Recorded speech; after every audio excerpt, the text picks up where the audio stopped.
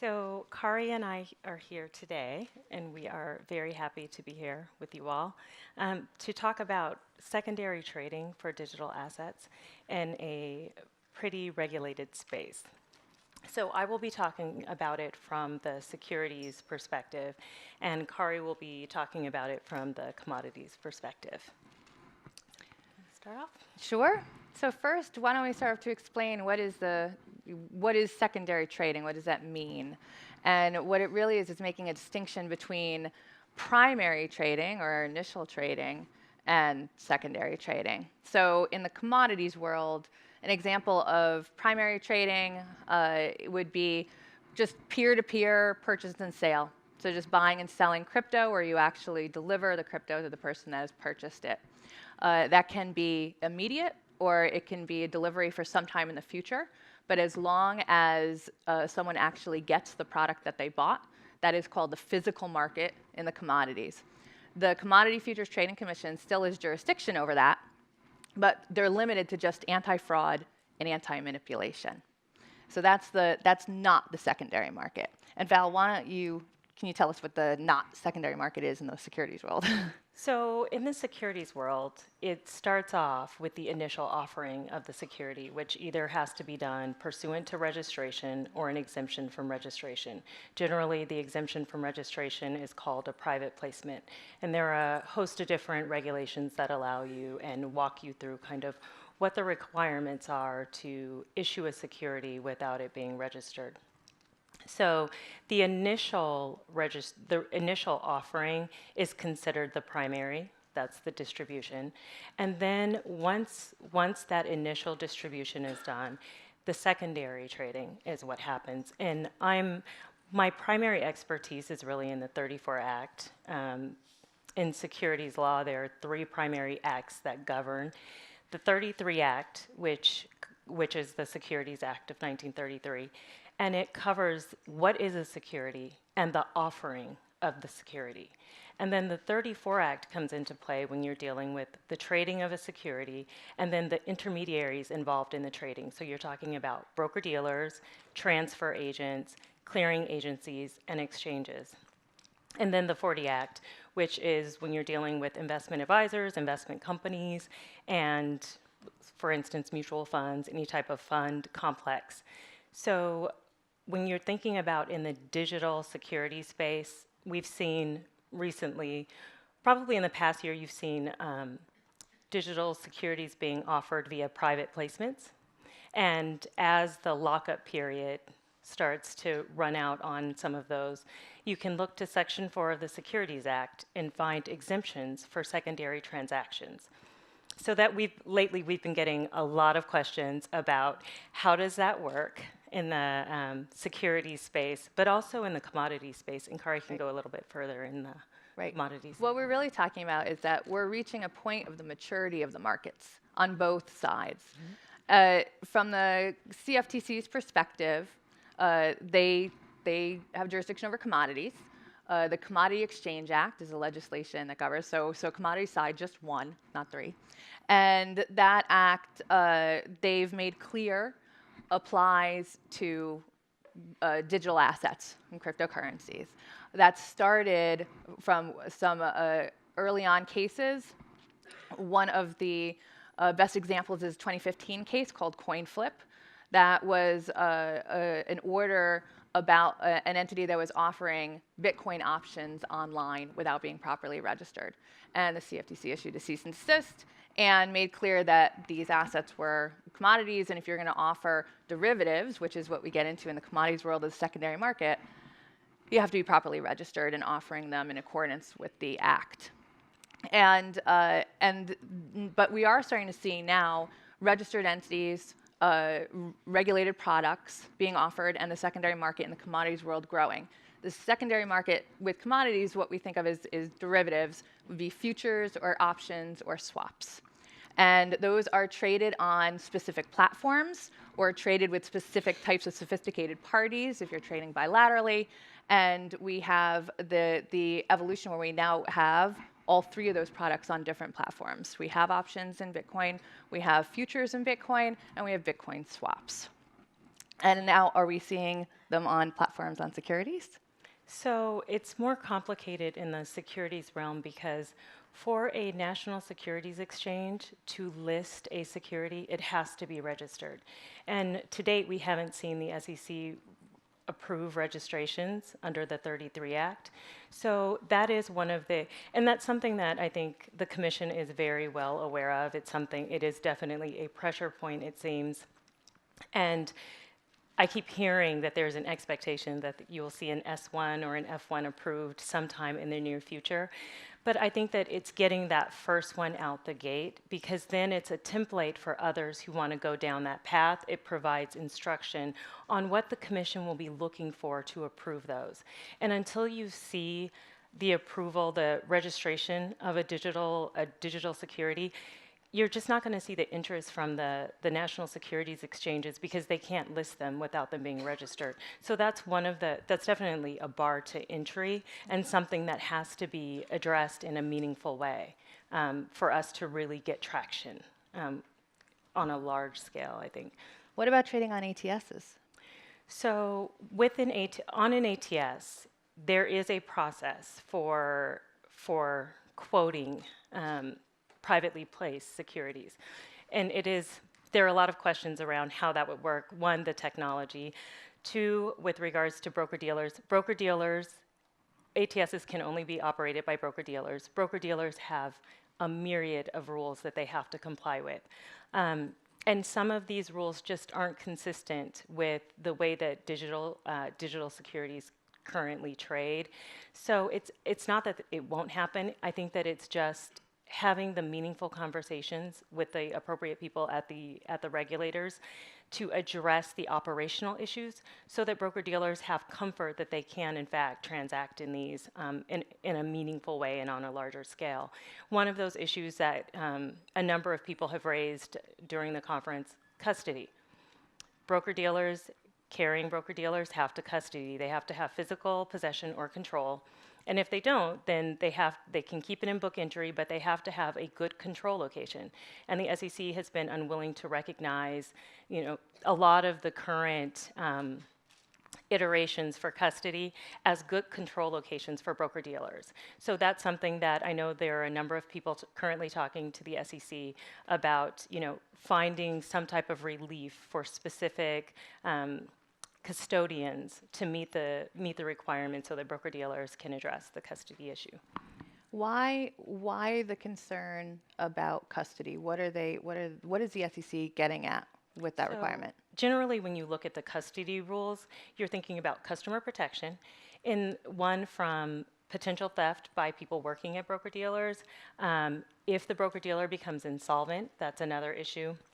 And those are usually the two primary concerns. It's definitely a customer protection issue, but it's also a market integrity issue, making sure that one of the things that I think is a significant disconnect for many people who are venturing into the security space is the number of intermediaries that are involved in a securities transaction.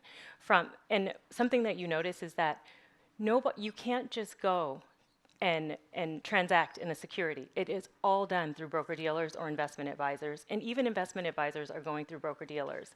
You don't have individuals with direct access to our markets. No individual has direct access to the New York Stock Exchange or to CBOE or to NASDAQ.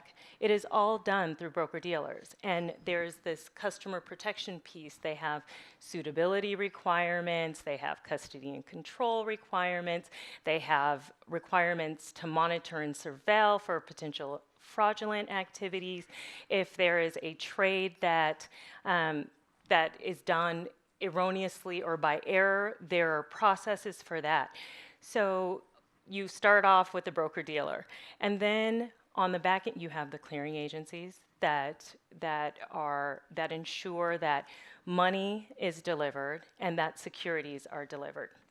So you have the clearing agencies as another intermediary, and they provide also an important utility to the overall market because they take on central counterparty risk. And that is a substantial issue when you're dealing with a multi-trillion-dollar market. You're worried about your counterparty risk. So when you have an intermediary that is willing to stand between you and your counterparties to offset that risk, it goes a long way to providing confidence and a check and a balance in that system. And then you also have transfer agents, which work on behalf of issuers to record who all of the record holders of securities are. So when you see billions of transactions occurring, you have transfer agents in the background, very quietly tracking every single one of those to make sure that the issuer knows who holds their security. So if there's a corporate event, if there's a dividend, if there's an interest payment, they know who that payment belongs to. And so there are a lot of checks and balances built into the system. And I think that when you look at the trading of digital securities, it's fitting it within that framework so that all of those checks and balances, even if they're not done in through the traditional mechanisms, that all of the protections have been accounted for and meaningfully addressed. I think one thing that's so interesting is that, if you ask, the average person, they are very familiar with securities because they understand stocks. Maybe they have an E-Trade account. And so you sort of think about the stock markets, but there's so much behind the curtain, and very few people do know how the sausage is made. Right. So a lot of the complexities are a surprise. The commodities world, people just are less familiar with it generally. So I think it's also a surprise, but you wouldn't expect a person who wasn't a commodity trader to know that much about the market. And that is because I think the directed audience is very different, and it gives some perspective and some understanding for the views of the various regulators. So the SEC is very concerned about the retail market because regular people buy and sell securities all the time. Investment, pension, retirement. So 529s. Yeah, so people, they're concerned about mom and pop. In the commodities world, the traders tend to be very sophisticated. They're institutional, or they're commercial, or they're coming from a very knowledgeable place. So certainly the CFTC is concerned about your average retail customer, but it's a much smaller percentage of their market, and they're overall concerned about fraud, that they're not being ripped off. From an innovation and a product perspective, the expectation is this is being marketed to people that know what they're doing. Right. So there's a little bit more flexibility about accessing the markets in the commodities world, particularly if you are a sophisticated trader and meet the various requirements. But their platforms are also different. Some platforms allow direct access from the customers. They don't have to trade through a broker. They have exceptions for a couple different platforms that have clearing, but require full collateralization. So you can trade, but you have to put your collateral up front, and then participants can access it directly. So that allows people to have a little bit more flexibility and can get into it. As long as they meet the exchange's requirements, they can get right on and trade themselves, as opposed in the securities world, much more used to you just have a relationship with your broker and you don't know what happens after that. Right, nor do you want to know often. Yeah. So one of the things that is you find in on the security side is SIPC coverage. So it acts almost like FDIC insurance, but for your funds and securities that are held at broker-dealers. Is there something similar to that on the commodity side? Well, in traditional, yeah, because you're trading through your broker. So your broker has all the protections. And if you don't, then you have special requirements or special dispensation, like full collateralization or other kinds of requirements for it. But there are certain products that are required to be cleared. Futures have to be cleared. Certain swaps have to be cleared. And if you're not clearing, then you have to be a sophisticated entity, essentially, sophisticated person. Right. And on the security side, there aren't clear direct rules saying that you have to centrally clear. Broker-dealers can choose to do bilateral clearing of securities transactions. However, most securities that trade especially the ones that are high volume, high liquidity, they're not held in actual person's name. They're held in street name, which is usually Seed and Co, to facilitate the back office transfer. And usually broker dealers, they hold the securities in book entry, and then the custodian actually has the whatever the underlying representation is.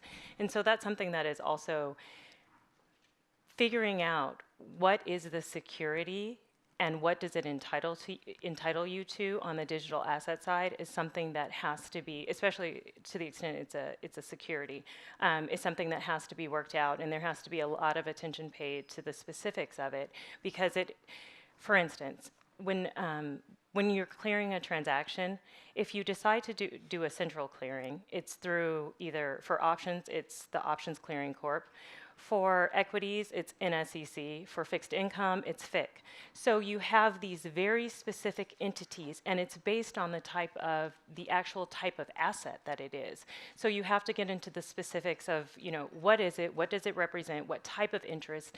Does it act as an equity? Does it look more similar to an equity? Does it look more like a debt instrument? If not, does it look like it's some type of derivative product? So getting into all the minutia and figuring out how to address those types of issues.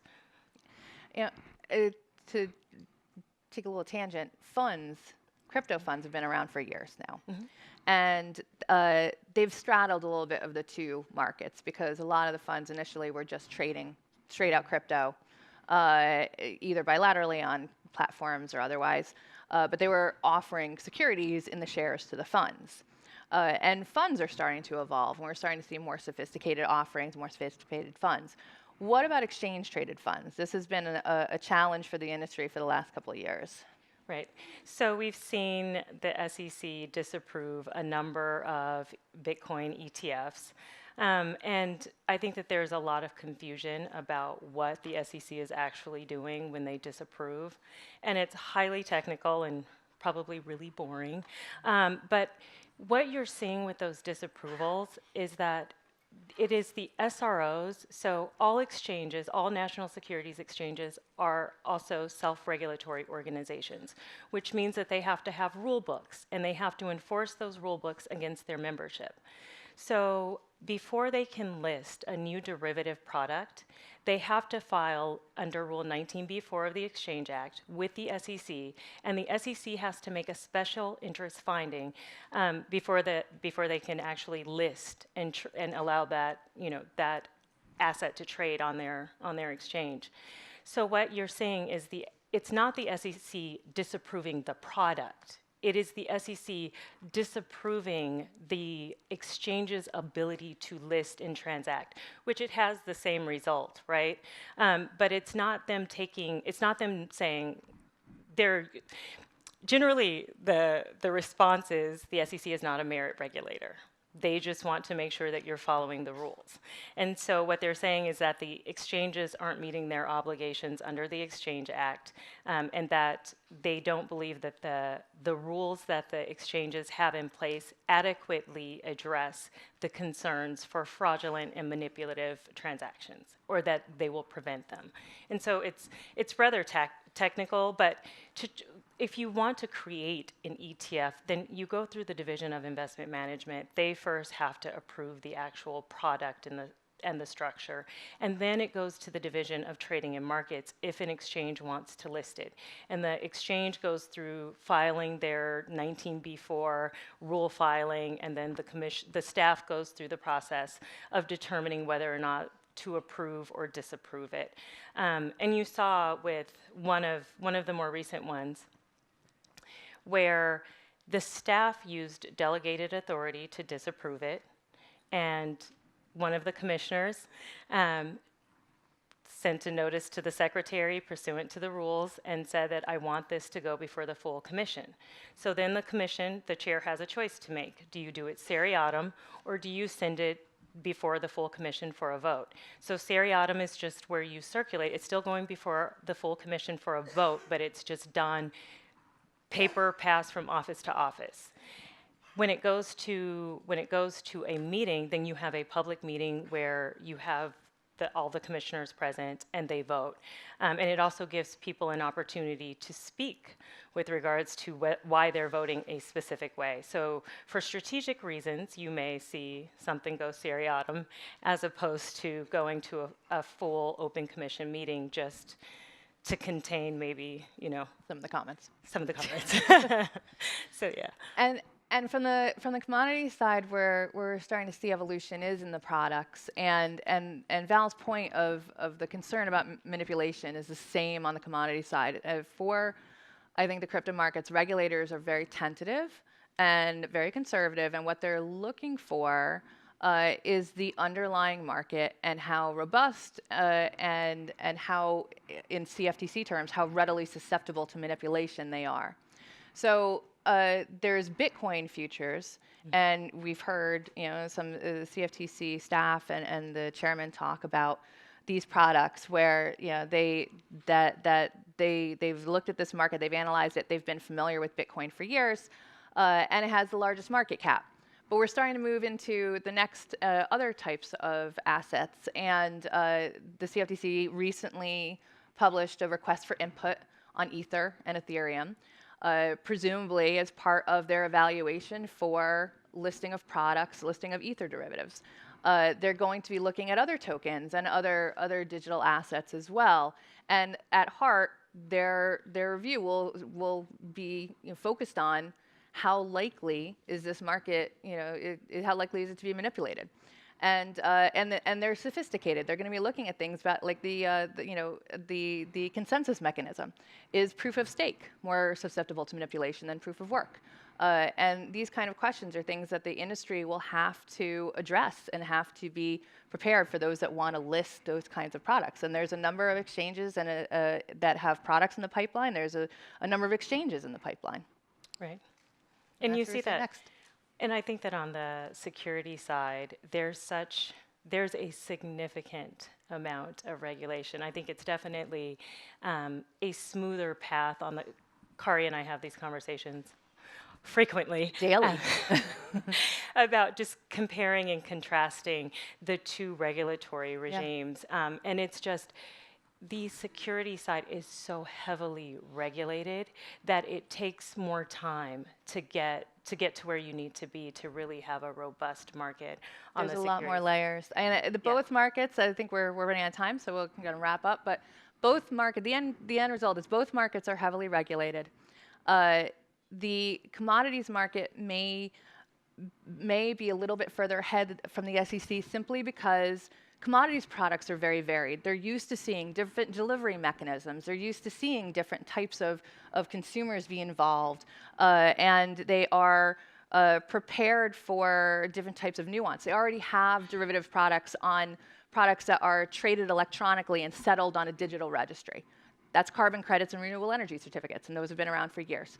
So they, seeing this, I think there were less hurdles for the staff to grasp it and have a level of comfort with these products.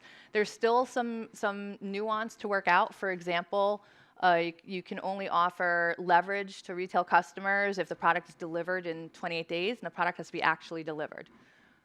There's a question of what that means in the digital space. That is another question. They've issued a proposal on it. They haven't finalized it, but those types of things I think you would put in. They're sort of like they're getting a little bit into the nitty-gritty.